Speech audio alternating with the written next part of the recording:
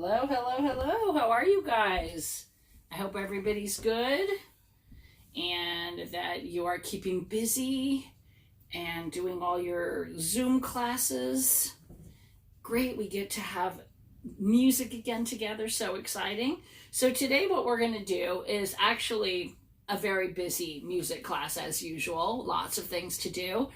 And the first thing we're going to do is sing. I have two songs for Lag BaOmer, and I pick songs about Shalom. You know, Lag BaOmer, it's a fun day.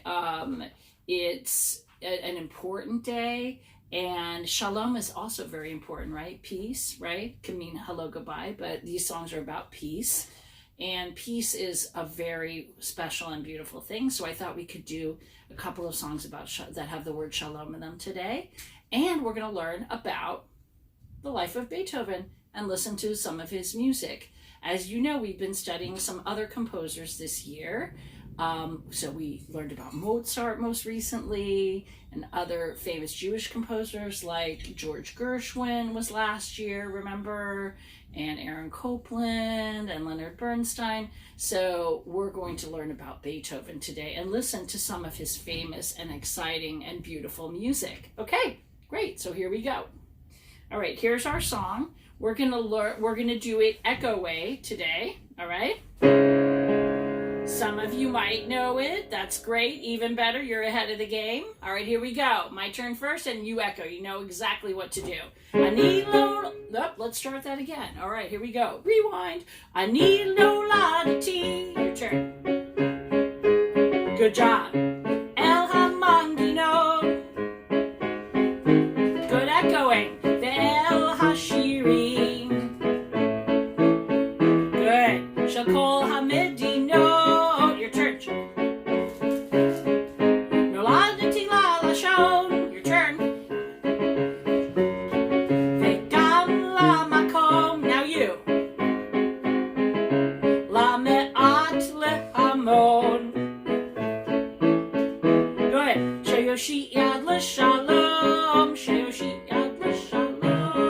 Now my favorite part, get ready. Your turn. Good. Ani no ladati la shalom sherak yagia. Your turn. Good. Ani no ladati la shalom sherak yavo. Your turn. Good job. I need no laditi la shalom sherak yofia.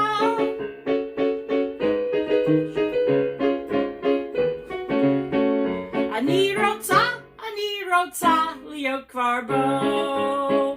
Now I'm singing ani rotza, but if you're a boy watching in second grade, you would sing ani rotze. Okay, so let's try it. All right, let's do it again. I do ani rotza, girls, you do ani rotza, and boys are doing ani rotze, okay? Ani rotza, liot kvarbo. Try it again. Ani rotza, liot kvarbo. Right? Liot kvarbo. You gotta smush those words in there, okay? Good job. That was very good. All right. Later, we will do Hine Baha Shalom, which is another really fun one. It has a fun ba-da-dum, ba-da-dum. It has a fun part to it that we get to do, all right, later. But now we're going to learn about the life of Beethoven. I'm actually going to show you a picture first of Beethoven before we even get started. I'm going to bring it up to the camera so you can see it. I'm going to bring it up close. Let's see. Now you can see him. He was a very famous and unusual man. Yes, so very talented, and he had kind of a hard life, and at sometimes in his life were difficult. All right, so let's learn about him. So he was born on December 17th, 1770, hundreds and hundreds of years ago, in a city called Bonn in Germany, which you know is in Europe. Germany is a country in Europe. And he was a great composer. He wrote classical music for the piano, orchestras, which are the symphony orchestra, all the instruments, the brass instruments, the winds, the percussion instruments, the stringed instruments, violins and cellos. Okay, so he had he wrote music for different groups of instruments. We are going to listen to a trio that he wrote, and it was the first thing that ever got published that he wrote. It was the first thing that people started to get to know him for, and he started to become famous for his trio, which is for 3 instruments. We're going to talk about it more. He also wrote 9 symphonies, which are for the whole orchestra, and the most famous one of the symphonies is, right,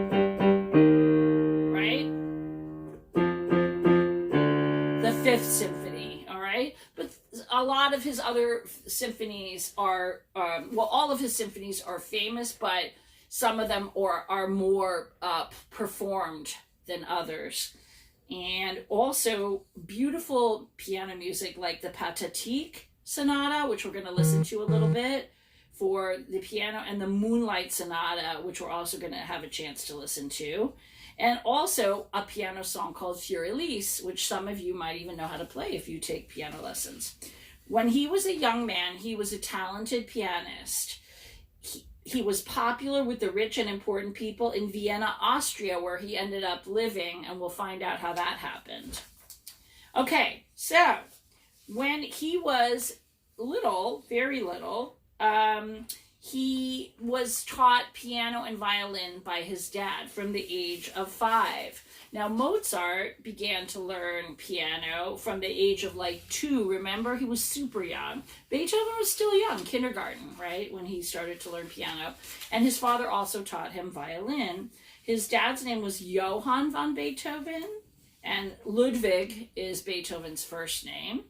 And then his mom was named Maria Magdalena, and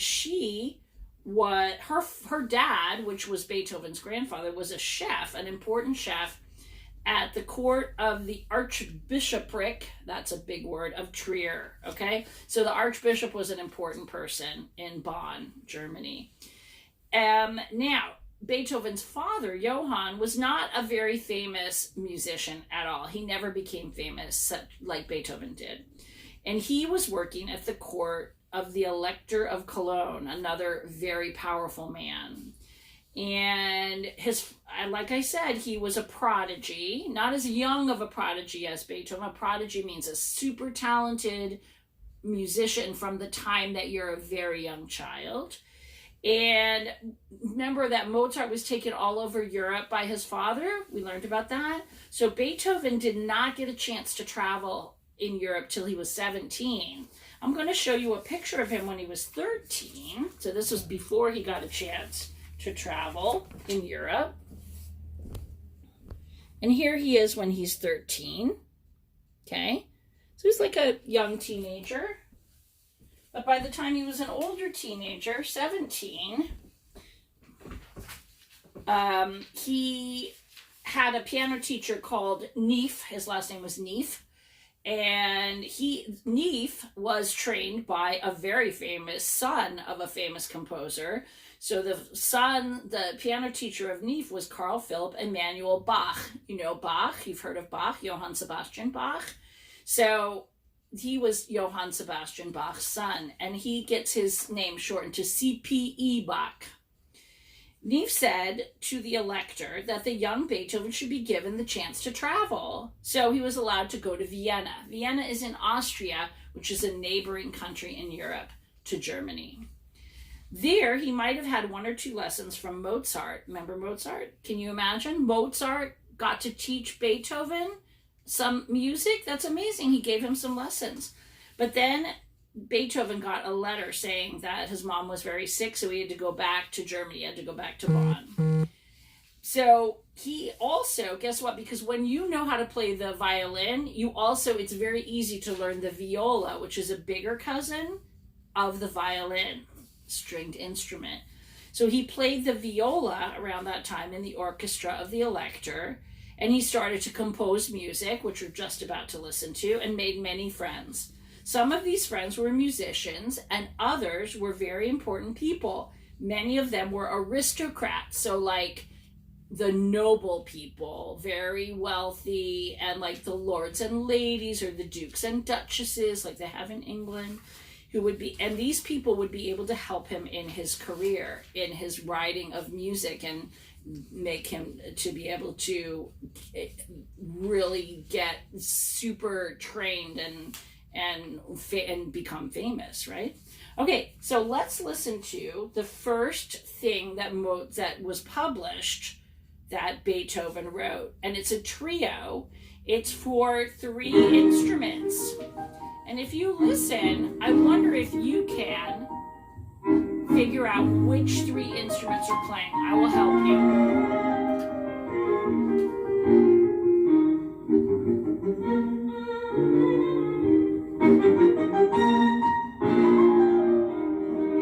Well, you hear the piano right now. Okay, so we know piano is for sure one. And the other 2, I'm going to give you a hint. The other 2 are stringed instruments. What do you think? You hear the violin?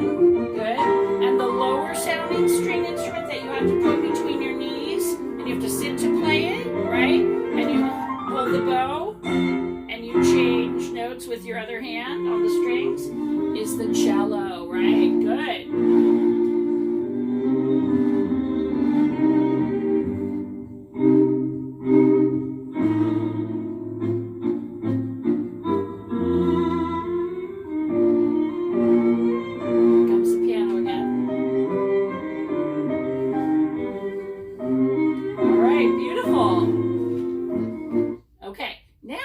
To play for you another example of beautiful Beethoven music, which is written for piano solo. And it's a song that if you've been taking piano for maybe 3 years, maybe 4 years, you can play it, but you have to really practice hard because it goes really super fast. So we're going to now listen to a song for piano called Rage Over a Lost Penny. Can you imagine getting angry over losing a penny? How silly is that? This song is very fast and it's just beautiful. And I'm going to show you right now. I'm going to let you listen to it. It's really lovely. Oh, we have an ad. I thought we got rid of the ads. 4 + 1 I always is... try to get rid of the ads and I can never do it. Here we go.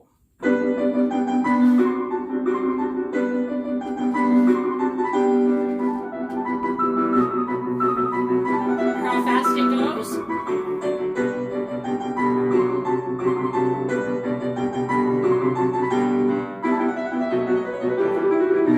Your fingers have to just fly over the keys.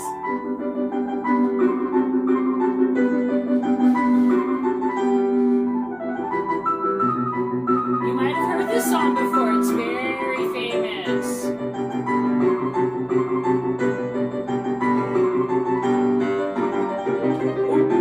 Can you imagine?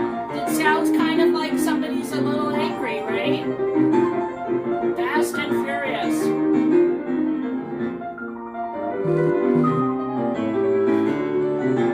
Wow, great. Okay, so that's Rage Over a Lost Penny for piano. He wrote a lot of piano music. Piano was like one of his big instruments. Okay, so let's do a little more let's hear a little more about his life, and then we're going to do listening game, okay? All right, so in 1792, the Elector let Beethoven travel to Vienna again.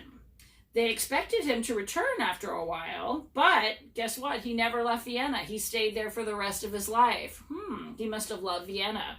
Vienna was a super city for music. Amazing.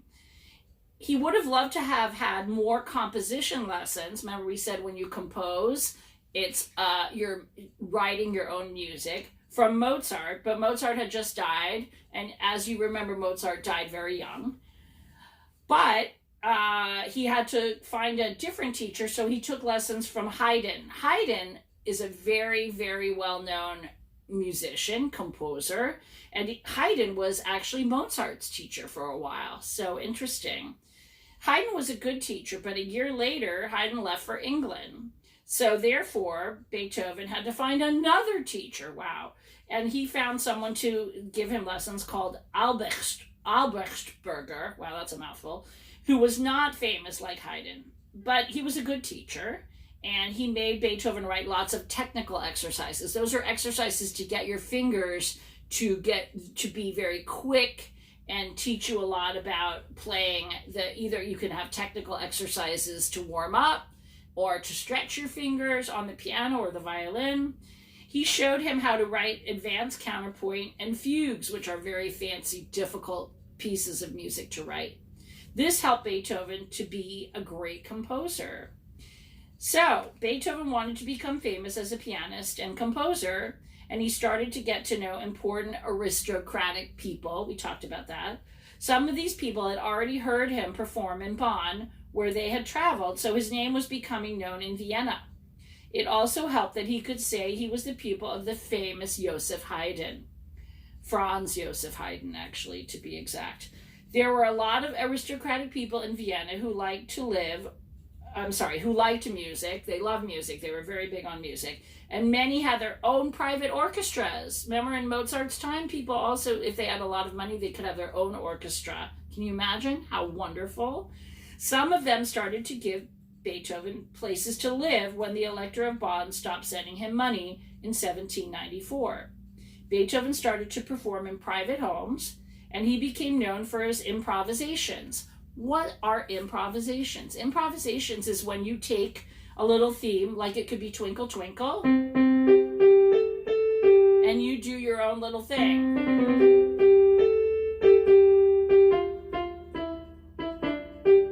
And you change it up. So it sounds a little like Twinkle, but it's different and it's your own spin on it. And that's when you improvise, is you make up your own version of the song. All right, so he became known for that. We're going to stop there and play the listening game now. We will have more music, piano music from Beethoven next week. We'll learn more about his life, what happened to him.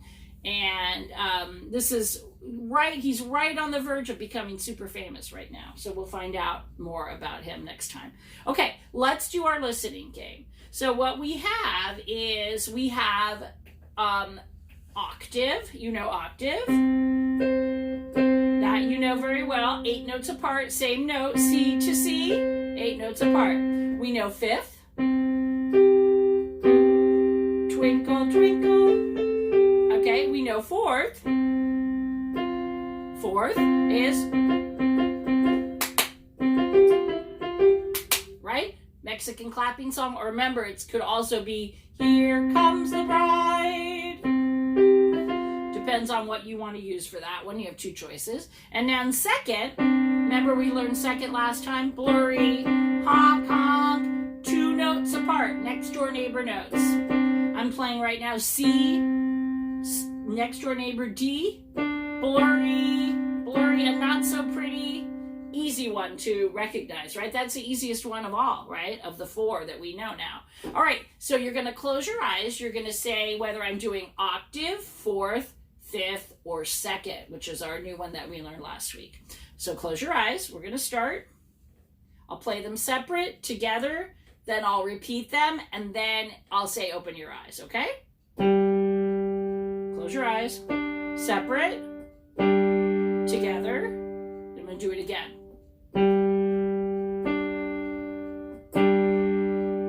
Okay, you can open your eyes. So, choices: octave, fourth, fifth, or second.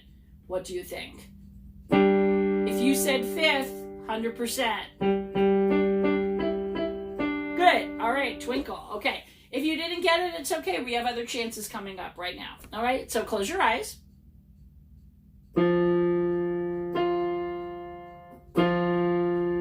I'm going to do it again. Keep those eyes closed for me. Okay, you could open your eyes now. All right, so choices: octave, fourth, fifth, or second. Octave, correct. Good one. If you didn't get it right, it's okay. We got more chances. Don't worry. Gonna have a lot of chances today because we know 4 intervals, right? 4 intervals we know. All right, close your eyes.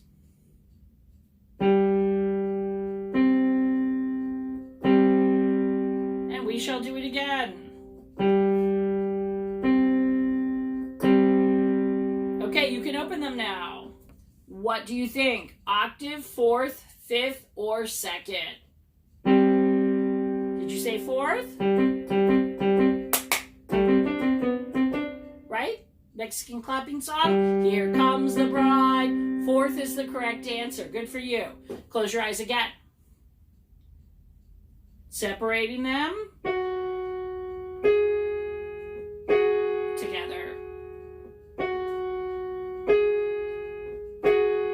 Okay, this is the easiest one. What do you think? Did you say 2nd? You're right. Good job.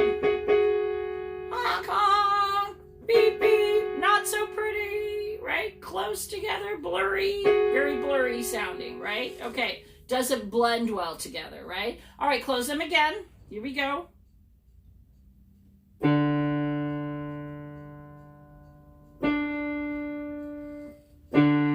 going to do it again. Keep them closed. Okay, open them. What do you think? What do you think it is? Octave. Did I hear you say octave? Good listening. D to D. 2 D's together, 8 notes apart, like an octopus has 8 legs. Good. All right, close your eyes.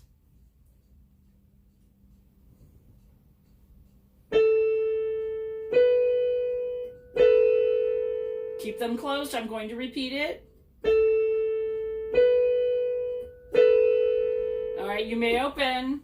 Did you say 2nd? Honk, honk. Good. 2nd, 2 notes apart. A to B.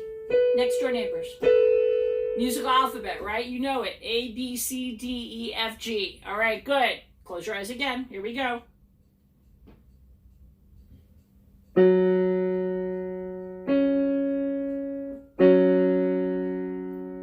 Okay, keep them closed. I shall repeat it. You may open them. Choices. Octave, 4th, 5th, or 2nd. Did you say 5th? Twinkle, twinkle, little star. Good job. All right, one more. Here we go. Close your eyes again. Last one.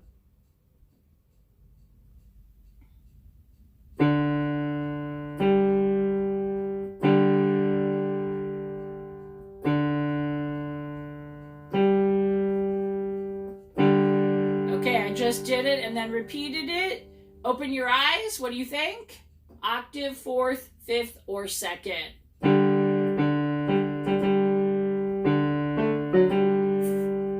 Right? Right, 4th. Good. Correct answer. All right, let's do our other song.